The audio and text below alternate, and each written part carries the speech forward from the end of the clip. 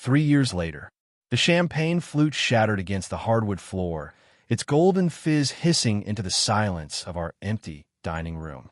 My hands trembled, the divorce papers signed and dated 3 years ago to the day, clutched in my fist like a death certificate. I hadn't meant to drop the glass. I hadn't meant to find her letter, either tucked inside the manila envelope I'd avoided opening since she left. To David, with regret. It read on the front, her elegant cursive slicing through me like a scalpel. 3 years after Dr. Elena Harper walked out, celebrating her medical residency with a divorce filing, I stood frozen, the truth of her betrayal clawing at my chest. The letter was short, too short for a decade of marriage. I'm sorry, David. I loved you, but I loved him more. I couldn't tell you then. You deserve better. Him. The word burned, ember lodged in my throat. I reread it, searching for a name, a clue, anything to make sense of the vague confession. Who was he? When had this happened? My mind spiraled, replaying moments I dismissed. Her late nights at the hospital, her distracted smiles, the way she'd stopped wearing her wedding ring, blaming swollen fingers from long shifts. I believed her.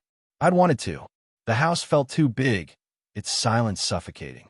The dining room table, once alive with her laughter and my bad cooking, was now a mausoleum of our past. I sank into a chair, the creak of wood echoing like a warning. My phone buzzed on the table, a text from Mark, my old college friend. Hey, you free tonight? Found something you might want to see. My gut twisted.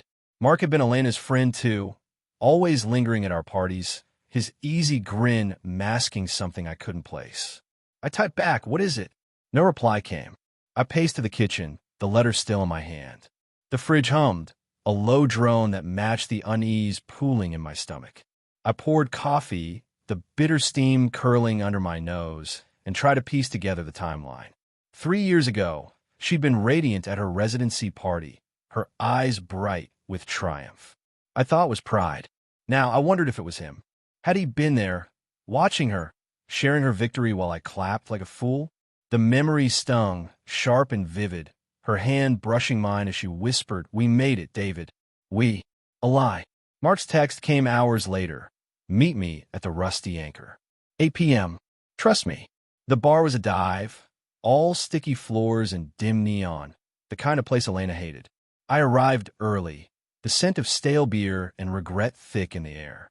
Mark slid into the booth across from me, his face tight, a manila folder in his hand.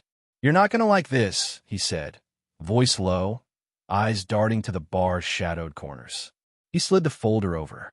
Inside were photos, grainy, time-stamped from 3 years back.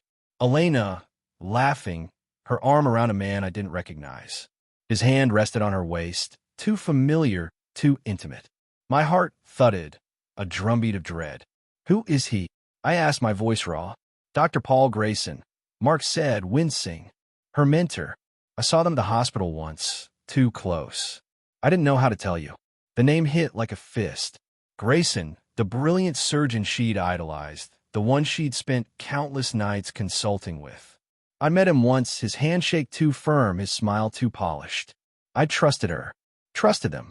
The bar's jukebox kicked on, a mournful country song that clawed at my nerves. "Why now?" I asked, my voice cracking. Mark leaned forward, his eyes heavy with guilt. "I saw him last week. With her. They're engaged, David." The words landed like a blade, slicing through the fog of denial. Engaged. 3 years, and she'd moved on, built a new life on the ruins of ours. I wanted to scream, to demand why she hadn't told me, why she'd let me grieve a lie. But the photos burned in my hands, proof of a truth I'd ignored. Her late-night calls, her sudden trips, the way she'd look at me with pity, not love. I drove home through a blur of rain, the wiper's rhythm mocking my heartbeat. The letter waited on the table, its words now a taunt. "I loved you, but I loved him more." I imagined confronting her, her cool gray eyes meeting mine, unapologetic. But the real betrayal wasn't her leaving. It was the years I'd spent rebuilding, believing I'd failed her when she'd been the one to break us. I grabbed my phone, fingers hovering over a number. Then I stopped. The truth was enough. It had to be. As I burned the letter in the sink, The flames licking up her words. A new text from Mark buzzed. There's more. Call me. My stomach dropped. The fire flickered, and in its glow, I saw her face, smiling, untouchable. What else had she hidden?